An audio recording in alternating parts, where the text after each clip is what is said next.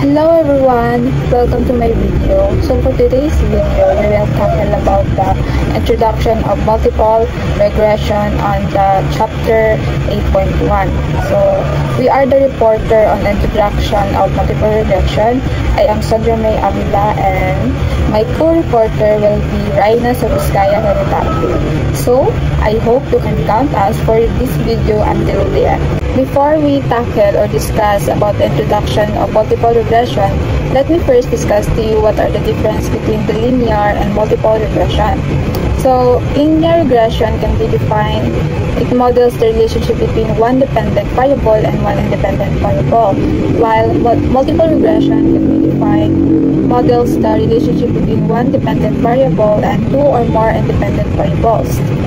So, when it comes to equation is, itong y na malaki, it refers to dependent variable. And itong c na may o sa baba, it refers to y-intercept. And itong c naman na may 1 sa baba tas may x, it refers to independent variable. And itong e naman, it refers to residuals or errors of the equation. It means sa equation, it has only one independent variable. While on sa multiple regression, it has one dependent variable, and itong CO naman is, it refers to y-intercept, and itong C1 tapos X1 or Cn or Xn, it refers to the two or more independent variable. And ang E naman dito is, it refers to the residuals or the errors. The difference between the linear and multiple regression is when it comes to complexity, linear is simpler, one relationships, while multiple is more complex, multiple relationships. When it comes to use cases, linear for one predictor, multiple for multiple factors. When it comes to assumptions, linear and multiple are both shared in linearity, independence, homoscedasticity, and normality. But multiple also requires no multicollinearity. When we say linearity, the relationship between variables should be linear. When we say independence, residuals should be random and not follow a pattern. When we say homoscedasticity, residuals should have consistent variance across all levels. And when we say normality, residuals should be roughly normally distributed. And when we say multicollinearity, independent variables should not be too highly correlated. When it comes to visualization, linear uses 2D scatter plots, while multiple uses 3D or partial regression plots. When it comes to overfitting risks, linear has lower risks, while multiple has higher risks with too many predictors. When it comes to applications, linear regressions for simple predictions and single relationships, while multiple regression for complex research and multifactorial predictions. In simple terms, linear regression analyzes one predictor's impact on an outcome, while multiple regression examines how multiple predictors influence the outcome. After we discuss the difference between the linear regression and multiple regression, so now let's tackle about the introduction of multiple regression model. So first, let's define the regression models. Regression models are used to describe relationships between variables by fitting a line to the observed data. Regression allows you to estimate how a dependent variable changes as the independent variables change. Second, let's define multiple regression. Multiple regression is an extension of simple linear regression. It is used when we want to predict the value of a variable based on the value of two or more other variables. The variable we want to predict is called dependent variable, or sometimes the outcome, target, or criterion variable. The variables we are using to predict the value of the dependent variable are called the independent variables, or sometimes the predictor, explanatory, or regressor variables. Multiple regression has an equation. So, multiple regression model has two types. First is the polynomial regression model, and the second is the quadratic model. First, let's discuss the equation of multiple regression model, where y subscript of I represent as the dependent variable, and the symbol of beta subscript of O represent as y-intercept. Then the beta subscript of I to beta subscript of P represent as slope coefficient. Then, multiple regression model has also an independent variable. It represents the x subscript of I to x subscript of P. And then it has the symbol of this epsilon subscript of I. It represents as the error term or residual. So, in the equation of the multiple regression, you see that it has I. So the I is represented as the sample item that gives rise to the ordered set. Next is the types of multiple regression model. First is the polynomial regression model. So what is polynomial regression model? Polynomial regression is a form of regression analysis in which the relationship between the independent variables and dependent variables are modeled in the integer polynomial. So, polynomial regression model has the same as the multiple regression model. It has an dependent variable, the y-intercept, and it also has an independent variable, the slope coefficient, and the error term or residual. But the difference of polynomial in the multiple regression is it has an added independent variable are all powers of a single variable.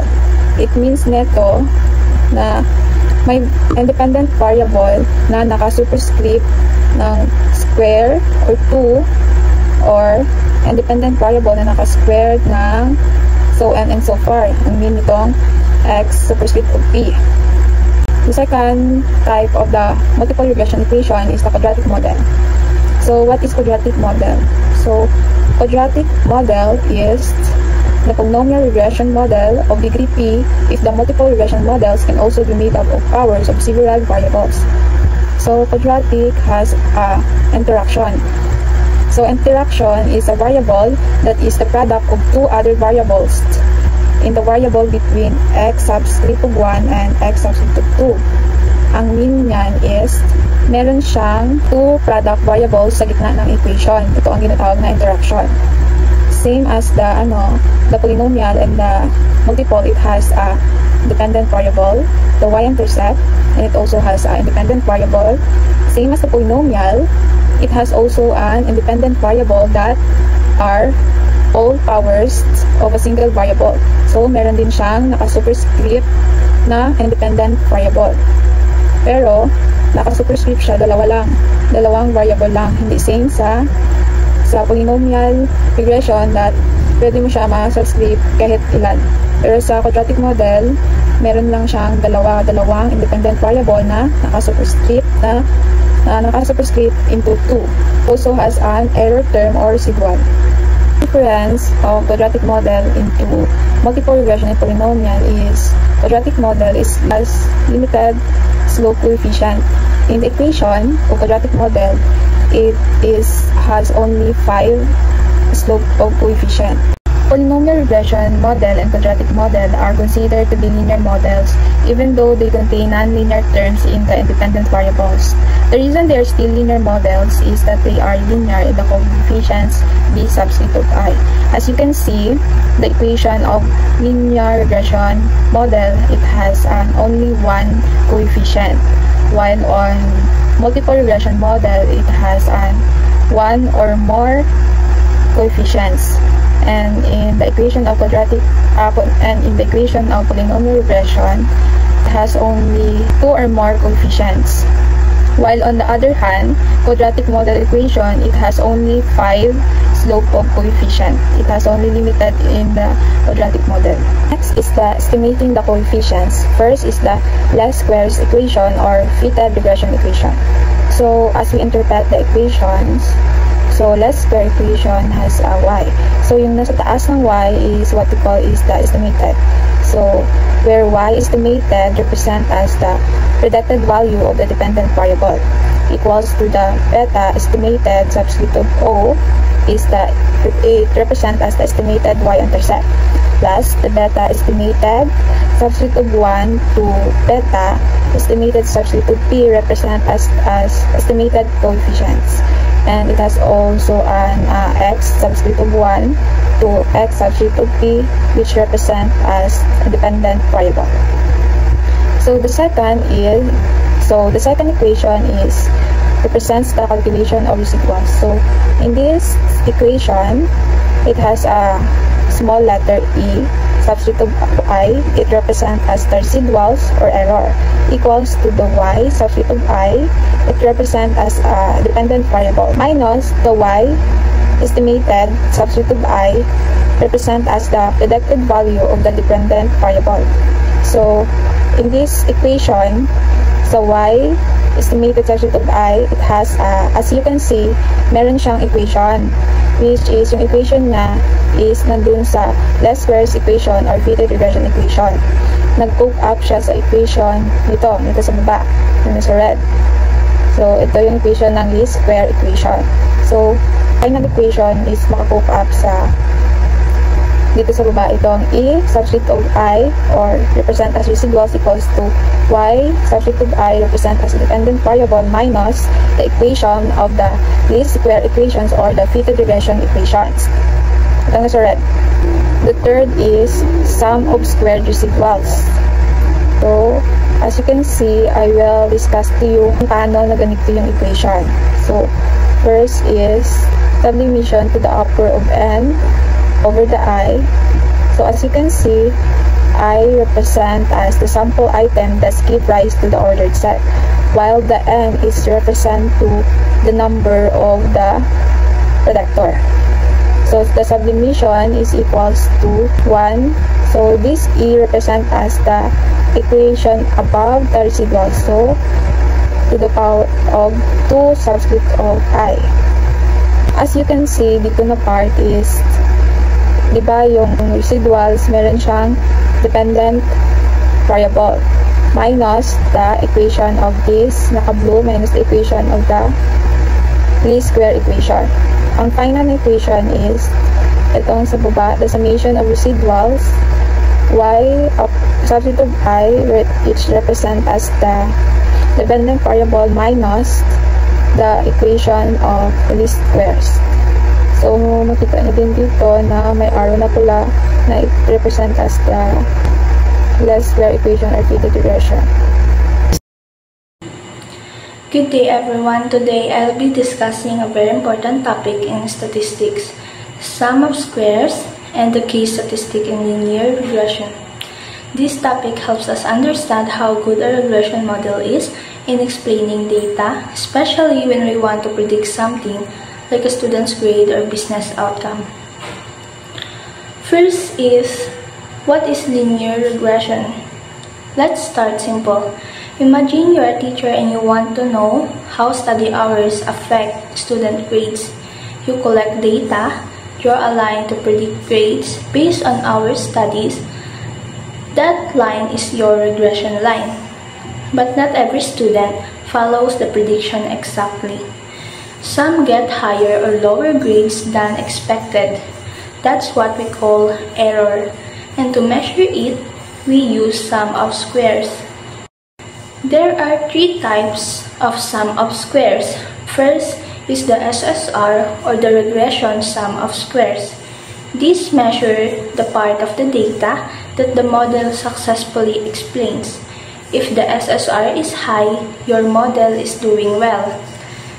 The formula is SSR equals the summation from I equals 1 to N, open parenthesis y hat sub I minus y bar close parenthesis squared, wherein y hat sub I is the predicted value from a regression model and the y bar is the mean of all actual values of the dependent variable. This formula calculates how much the predicted value differ from the mean, and it tells us how much of the variation is explained by the model. Second is the SSE or the error sum of squares. This measures the error, the part of your model this didn't explain. The lower SSE is better.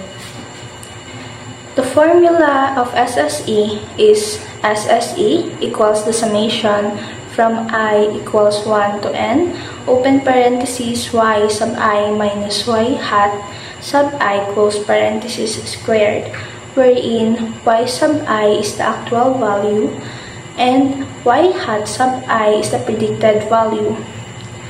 This tells us how far off our predictions are. It measures the error of residuals. So, SSE shows the part of the data that the model could not explain. Third is the SST, total sum of squares. This is the total variation in data before applying any model. The formula is SST equals the summation from I equals 1 to n, open parenthesis, y sub I minus y bar, close parenthesis squared, wherein y sub I is the actual value and the y bar is the mean of all actual values of the dependent variable. This measures the total variability in the dataset, how far each actual value is from the average. It includes both the explained and unexplained parts of the data. Fourth is the analysis of variance identity. Now we connect all the three parts. SST equals SSR plus SSE. This formula tells us that the total variation in the data is the sum of the variation explained by the model, which is the SSR, and the variation not explained, the error, or the SSE. This identity is key to understanding how much of our data the model captures. Next is the assumptions in linear regression. For our model to be accurate, we make 4 assumptions about the errors. First is the error must be random and independent. Second, their average or mean is 0. Third, they should all have the same variance called sigma squared. Fourth, they must follow a normal distribution like a bell curve. This helps us trust the results of our model. Let's move to the 3 very useful statistics. First is the estimated error variance, can be denoted as the S squared. This tells us, on average, how far our predictions are from the real values. It is based on SSE divided by the degrees of freedom. The formula for estimated error variance, or S squared, is S squared equals the summation from I equals 1 to n, open parenthesis, y sub I minus y hat sub I, close parenthesis squared, divided by n minus p minus 1, wherein y sub I is the actual value, y hat sub I is the predicted value from the regression. The numerator is the error sum of squares, or SSE. The denominator, n minus p minus 1, represent the degrees of freedom, where n is the number of observations and p is the number of predictors or parameters. This gives us an estimate of average squared error in the model. In other words, how far off predictions are on the average. Second is the coefficient of determination, or R squared. This tells us what percentage of the variation in the data is explained by the model.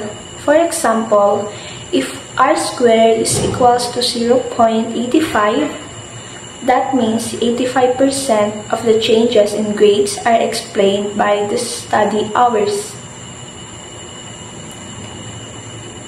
The formula for R squared, or also known as the coefficient of determination, is R squared equals, open parenthesis, of the summation from I equals 1 to I of open parenthesis y sub I minus y bar, close parenthesis squared, minus the summation from I equals 1 to n of open parenthesis y sub I minus y hat sub I, close parenthesis squared, all over the summation from I equals 1 to the n of the open parenthesis y sub I minus y bar, close parenthesis squared.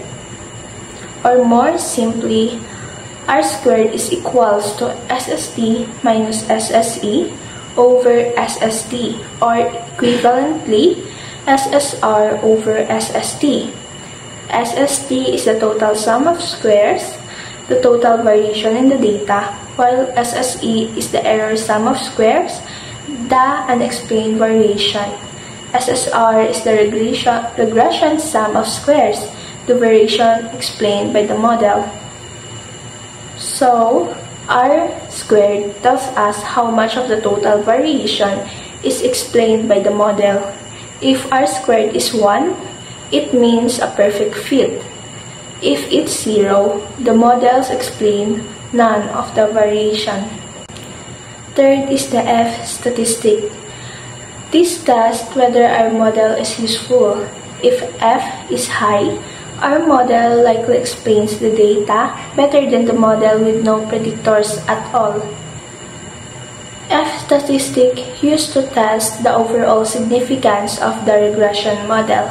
The formula is F equals open bracket summation of y sub I minus y bar squared minus the summation of y sub I minus y hat sub I squared close bracket divided by p all over the summation of y sub I minus y hat sub I squared divided by an open parenthesis n minus p minus 1 close parenthesis.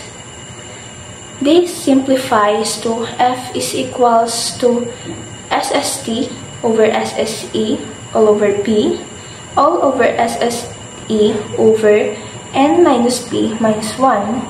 And finally, F equals to SSR over P divided by S squared, wherein SSR is the regression sum of squares, P is the number of predictors, parameters, and S squared is the estimated error variance.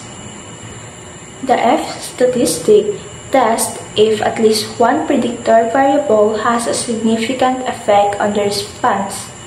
If F is large, we reject the null hypothesis that all coefficients are 0, meaning our model is useful.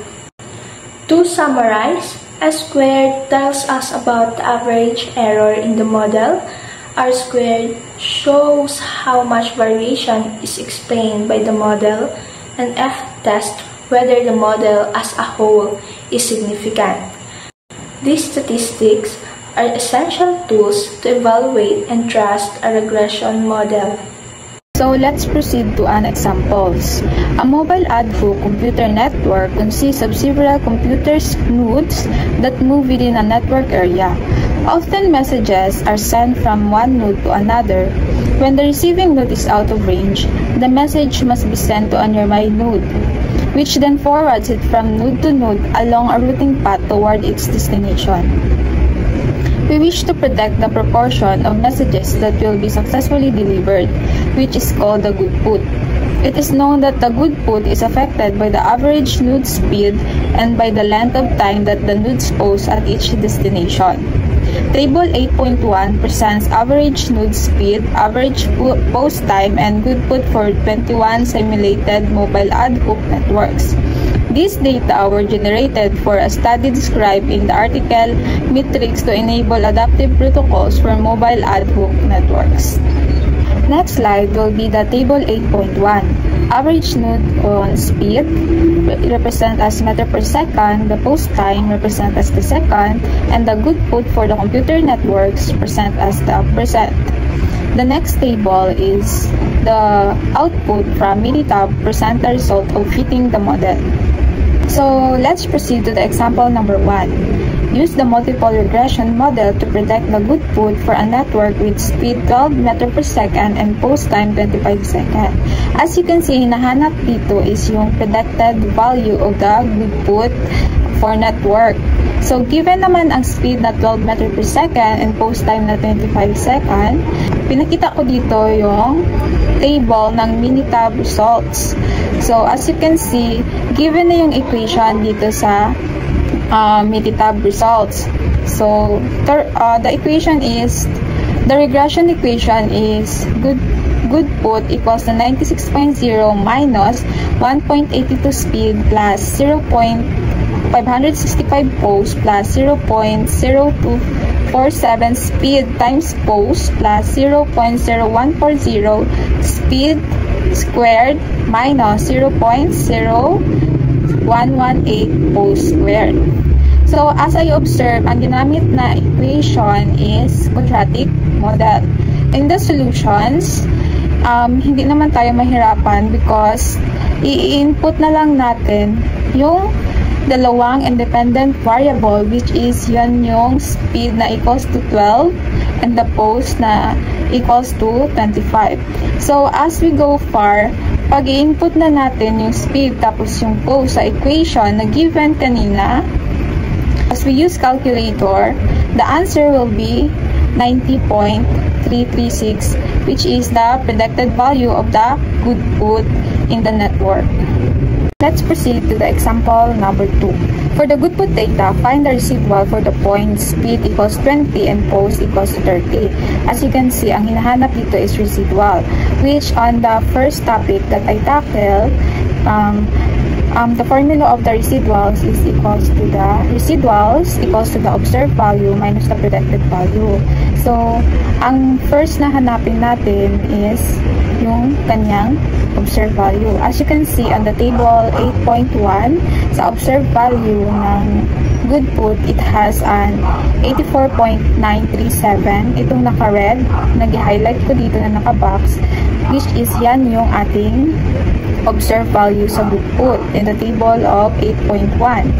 Tapos, ayan yung observed value because given dito yung speed na equals to 20 and yung post na 30. So, yan yung good put niya. So, yan din yung ating observed value. Next is, after na nakita natin yung observed value, is hanapin natin yung predicted value. As we observe kanina sa number 1, is given na yung kanyang regression equation dun sa Minitab, which is, yan yung quadratic model. So, given na yung equation, we need to input na lang yung kanyang speed na 20 and yung post na 30. So, isubstitute natin yan sa equation doon sa given na table ng Minitab. So, as we go far, if na-input na natin yan dito, the equation will become up as good put equals to 96.0 minus 1.82 times 20, yung speed niya, plus 0.565 times 30, yung post, plus 0.0247 times 20, speed niya, then yung 30 na post, plus 0.0140 times 20 na kanyang speed squared minus 0.0118 times 30 na kanyang post squared. So, the answer of the predicted value of the good put will be 86.350. If you use calculator, then it will become up the answer of 86.350. Next, nahanap na natin yung predicted value niya. So, i-input na natin yung kanyang observed value minus the predicted value sa formula ng residuals para makuha natin yung sagot.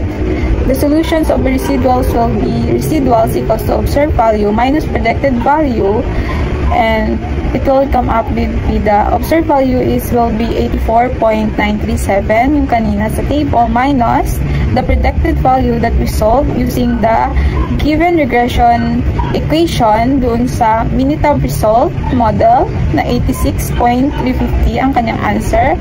It will be, if you use calculator, the answer will be negative 1.413.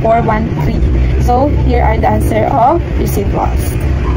The last example that I will discuss to you is example number 3. Find a 95% confidence interval for the coefficient of speed in the multiple regression model. As you can see, hanapin ba yung confidence interval within 95%? And it given naman yung coefficient of speed. So, makikita nyo dito sa table na dalawa, which is sinali ko yung table 8.1 na it has a speed, post time, and good put, and the table of our result of Minitab dito sa kabila. Kasi, sabi dito sa question is, find the 95% confidence interval. It means, need natin i-analyze yung table kasi hahanapin natin yung observation and yung kanyang independent variables. Independent variables ng dito sa speed. Sa question, andito yung coefficient of speed. It means, mahanap lang natin yung coefficient of speed dito sa table number 2, which is the Minitao. So, andito yung kanyang given na coefficient speed. So, ang coefficient ng speed is dito, naka-square siya na black. Ilagay ko dito. Yung speed coefficient will be negative 1.8245 and the coefficient of standard equation is 0.2376. Given siya. Then next, dito naman sa table ng 8.1, dito sa table number 1, para mahanap natin yung confidence interval since need siya sa equation ng degree of freedom. So, first is yung n natin, it has an 25 observation. Then, yung kanyang independent variable sa speed is merong 5. Kasi as nakita nyo, merong 5 na tig 5, merong 10 na tig 5, merong 20 na tig 5, merong 30 na tig 5, and merong 40 na tig 5. If you can see, independent variable ng speed is 5, the 10, the 20, the 30, and the 40. As you can see, if you add that, it will become up the answer of 5. So, 5 yung independent variable ng speed dito sa table. So, the next slide will be the solutions on how to come up the answer of the confidence interval. As you can see, it has given the estimated coefficient speed is equals to negative 1.8245. The standard deviation speed of coefficient equals to 0.2376. And it also, kanina sabi ko, meron siyang observation na 25 and independent variables na P, or what we call the parameter. Next is the formula of the degrees freedom. So, yun yung sabi ko sa inyo kanina na need natin hanapin yung n tas yung p that need talaga siya sa equation ng degrees of freedom. Kasi ang equation ng degrees of freedom is n minus p minus 1. The solutions will be, ang n is 25 minus the p parameter or independent variable na 5 minus the 1. So, the answer of degrees of freedom will be 19. Need natin ito para, since sa confidence interval, meron siyang equation na the mean average plus minus the z subscript of a minus 2, which it represent as that the t table. I-represent, hahanapin natin yan siya. Then yung kanyang symbol ng sigma subscript of average mean, it represent as that standard deviation of coefficient. Since given naman yung ating mean average na speed coefficient na negative 1.8245 and the standard coefficient na 0.2376, so ang hanapin natin is yung kanyang p-value. Para makuha natin yan, first, yung kanina sa unang slide, nakuha na natin yung observation, tapos nakuha na din natin yung kanyang independent variable or parameter. So the answer is, ang kanyang degrees of freedom is 19. And para makita yung parameter, since independent variable siya sa 5, para magamit natin yan, dito tayo punta sa next na slide, which is the student state distribution. Need natin ng student state distribution dahil dito natin i-base yung i-solve natin na degrees of freedom. Since yung degrees of freedom is 19, dito sa student state distribution, itong 19, meron ditong square, then meron din yung kanyang parameter na 5, independent variable. So, 1, 2, 3, 4, 5. So, ang kanyang parameter is 0.025. Then, mag-meet siya sa 2.093. So, ito na yung kanyang p-value ng 95% confidence interval. So, ang kanyang p-value for 95% confidence interval will be 2.093. Since nakita na natin, i-input na natin siya sa formula ng confidence interval. As we go for sa solution, 95% confidence interval equals to the kanyang coefficient speed will be negative 1.8245 plus minus itong gisolve natin na t-value na 2.093 times the given equation of standard coefficient na 0.2376. So, pag na-times mo na yan, the answer will be 0.4973. And then, since plus minus, first kunin muna natin yung minus ng negative 1.8245 minus the 0.4973. So, the answer is negative 2.3218. Tapos, second, is kunin natin yung kanyang addition ng negative 1.8245 plus 0.4973. So, the answer will come up as negative 1.3272. So, if you use calculator, that will give you exactly the correct answer. So, the final answer of the 95% confidence interval is equals to negative 2.3218 between negative 1.3272. Now, let's move on to example 4, where we are testing a hypothesis about one of our regression coefficients, specifically for the variable pos. We want to test the claim that the true coefficient of pos is greater than 0.3. So we set up our hypothesis like the null hypothesis is less than or equal 0.3 and the alternative hypothesis is greater than 0.3. This is a one-sided test since we're only interested in checking if it is greater than 0.3. Using the t-statistic formula, the formula we use is we take the estimated coefficient from our sample, subtract the value from the null hypothesis, and divided that by the standard error of estimate. From the regression output, our estimated coefficient is 0.5652.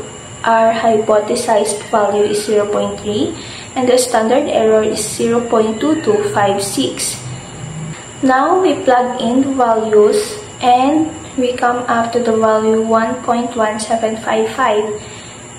Based on t-distribution table or software, the p-value falls between 0.10 and 0.25.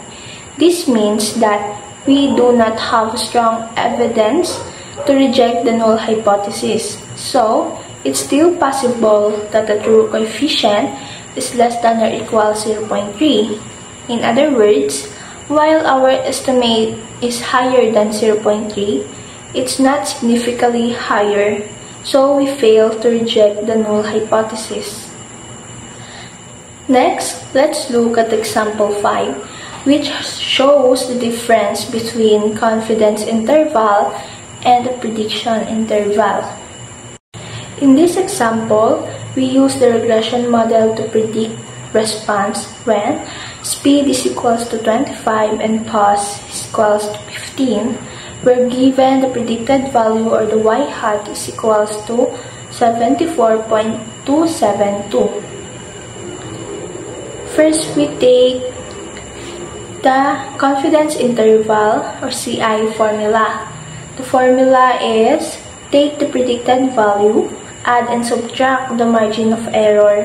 The margin of error is found by multiplying the t critical value by the standard error of the predicted mean.